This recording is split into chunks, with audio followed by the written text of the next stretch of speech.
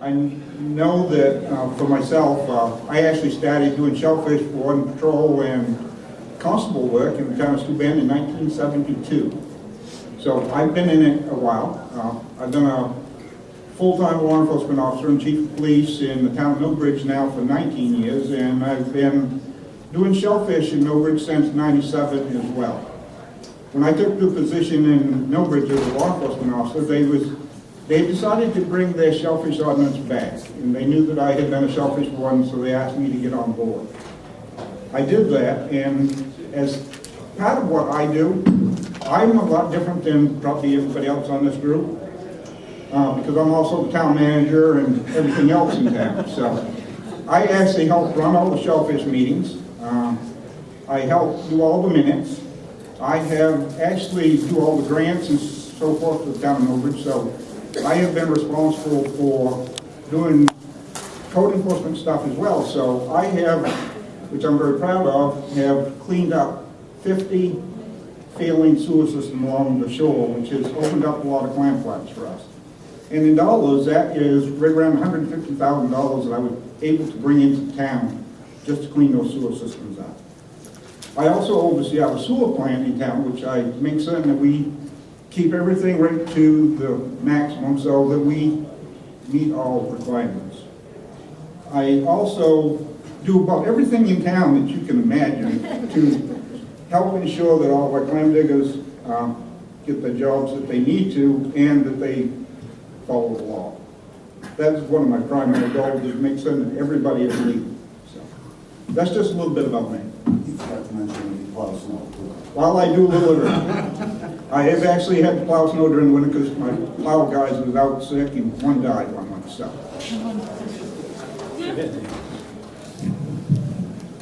My name is Dan Deveraux, like Cole said. I work for the town of Brunswick. I've worked for the town of Brunswick since 1997. I was first hired on by the town of Harpswell in 1995. I didn't know much about the clam world until then. I got hired, a funny story, went into a board of selectmen in the town of Harpswell and filled out the application, and they said, well, you're big enough to do the job. So they slapped a tin badge and a 357. It was about that long, I swear. And that's how I got started. Since then, it's evolved. I'm self-educated. I'm not a scientist, not a biologist. I'm very interested in that stuff, following it. I run the harbor management program for the town of Brunswick, as well as the shellfish program, as well as doing some law enforcement, street law enforcement. So we stay busy running all those different programs. We do the conservation program. I've got a nice warden that works for me, Paul Plummer, helps us out on the enforcement end. We do a lot of assessment work, a lot of monitoring work. Up until 2007, the town of Brunswick had somebody that was designated to do that. And they were called the natural resource planner, but due to budget cuts, we lost that position. So the trickle-down effect was that it didn't get done, or someone like me who's gullible and willing to take on those additional responsibilities just steps up and does it. So I've been doing it since then. Like Lewis, we work on trying to identify failing septic systems, pollution sources. We just did an extensive watershed monitoring plan in the backside of the base, NASB, which is now gone. But we do all different kinds of work, really focused on the estuaries in terms of the health of the estuaries and not necessarily the clams. We believe firmly in the town of Brunswick that shellfish have a tremendous ecological value, and that's why one of the major reasons that we are able to get funding and other types of support for the program is because we tap more than just the shellfish harvesters and the clamming industry. We tap our residents, we tap our environmentalists, we tap our conservationists, in terms of including them in the conversation. We add them to our Marine Resource Board, which I staff, and that's essentially the management team that directs me on what they would like to have done on the flats and what they would like to see done. In terms of directing that board, sometimes they can go really astray. Just recently, we're really focused on aquaculture, especially since we see the trends and the declines in the clamming industry, particularly the soft shell clamming industry. We have a little bit of a silver lining in the town of Brunswick. We have a robust cohog resource. They're both intertidal and subtidal. So we're lucky in terms of that. Brunswick's always been a very fortunate town. I don't know whether it's the hydrographics in which it sits in northern Casco Bay, but we catch natural set a lot in that town. And just recently, within the last 2 or 3 years, we've had some incredible sets. And our bays are looking healthier than they have in many years since when I first started. That's not to say that we don't have massive amounts of what everybody's talked about today, ribbon worms, green crabs that we have to deal with. We monitor the green crab trapping program, which we have. Harvesters get conservation credit for green crab trapping. Somebody has to track all this stuff. Somebody has to file all the paperwork. Somebody has to do the Army Corps engineers permits to lay the netting down on the flats and to put up fences and stuff like that. And that usually falls under my purview. So that's a little bit of what I do for the Shellfish Management Program. I also run the Harbor Management Program, which is something totally different and has much more convoluted than even with the Shellfish Program. So I'll turn it over to Mr. Byron. Good afternoon. My name is Bob Byron. As Cole said, I came from the state police. So my goal, my goal when I took this job 4 years ago was I came into a town that is very different than I think what Dan deals with and what Lewis deals with. We have a code enforcement officer. We have all the people in place to do all the things that Lewis does. So I'm able to focus on being the harbor master and the Shellfish Warden. And one of the things I noticed fairly quickly was we had a very dysfunctional, as a town, we had a very dysfunctional relationship with the Department of Marine Resources. We had a very dysfunctional relationship with the town councilors who basically didn't give a lot of credibility to our Shellfish Committee. So my goal was to rebuild that reputation of the Shellfish Committee. I sat back for about 6 months and watched how it worked, and there wasn't a lot of work getting done. There was a lot of complaining about the numbers being down, about the non-residents in town digging. We don't have a big commercial base. We do have a large recreational base, which I think is very important for the town of Yarmouth. I think it's part of our heritage.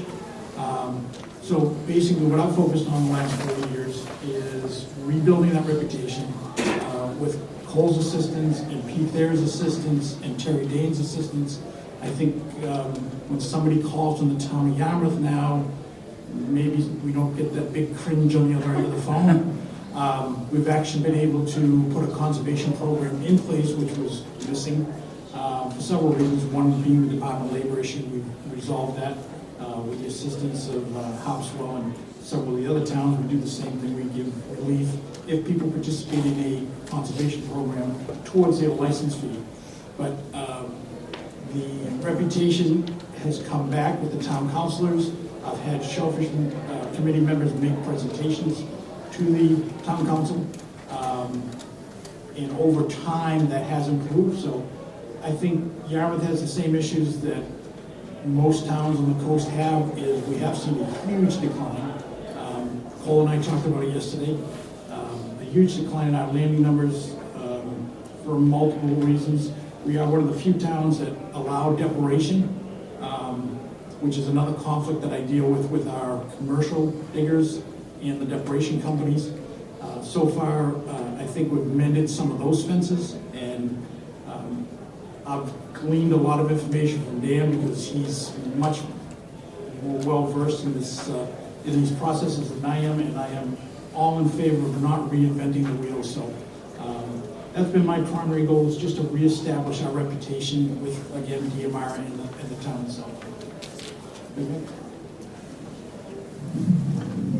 Okay, as it was mentioned, I was, in my former life, I started Marine Patrol in 1979.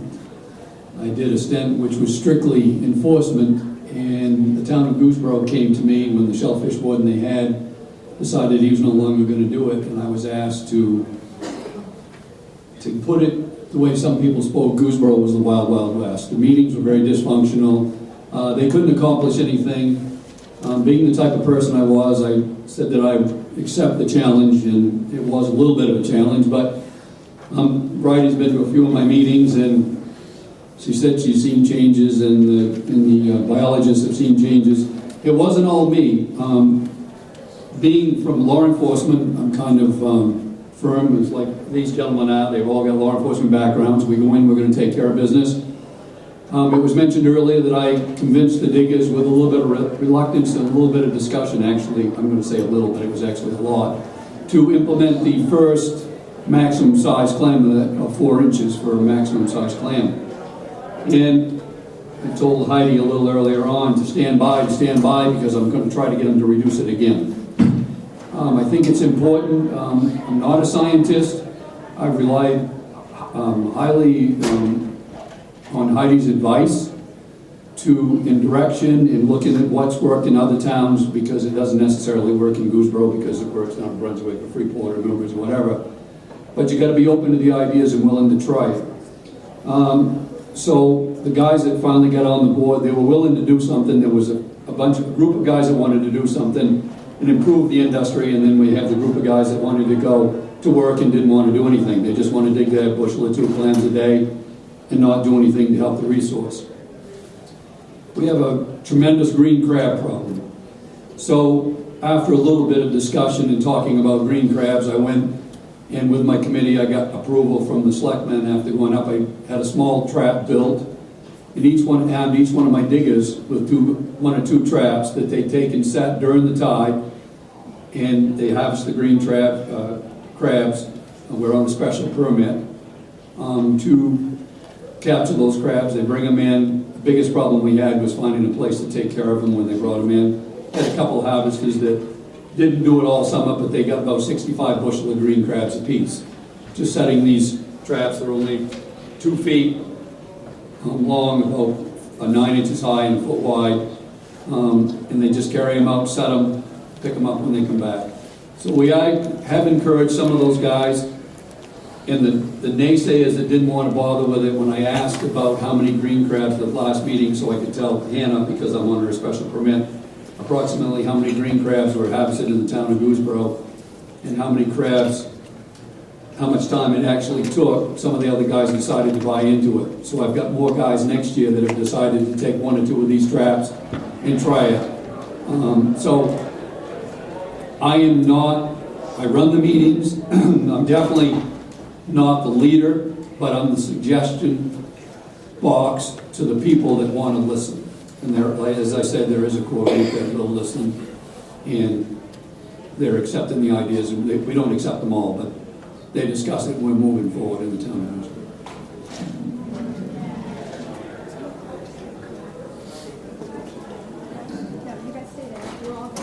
Oh, okay. One of the other things that I'd like to point out is we all do so many different things for our communities, each one of us. One of the things I started doing ages ago was when I got on, when we really started getting into doing conservation measures, to show them that I was committed to helping them, even though I don't live in Milbridge.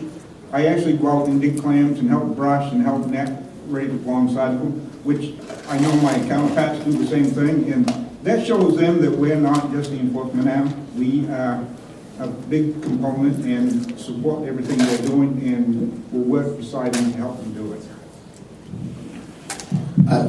Just to expound upon that, I think the enforcement part is very important. In terms of, if you have a management plan, it has to be enforced.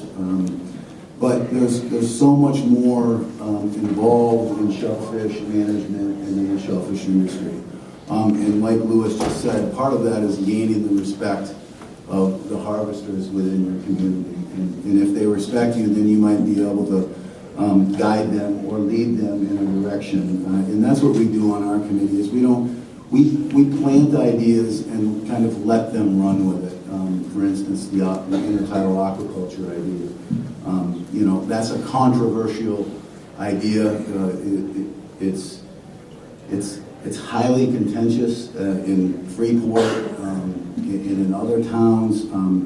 Prior to planting that idea, we contacted probably 300 or 400 different landowners that I know personally, because I walked across their property for the last 20 years to check flats. And we talked to them and we explained to them the ecological value of having clams in the flats, to the water quality, so they can swim, so they can fish, so they can have vegetation there.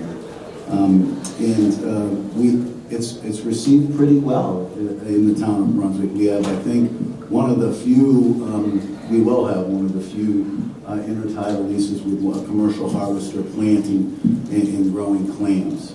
So, I mean, with no contention from the riparian landowners.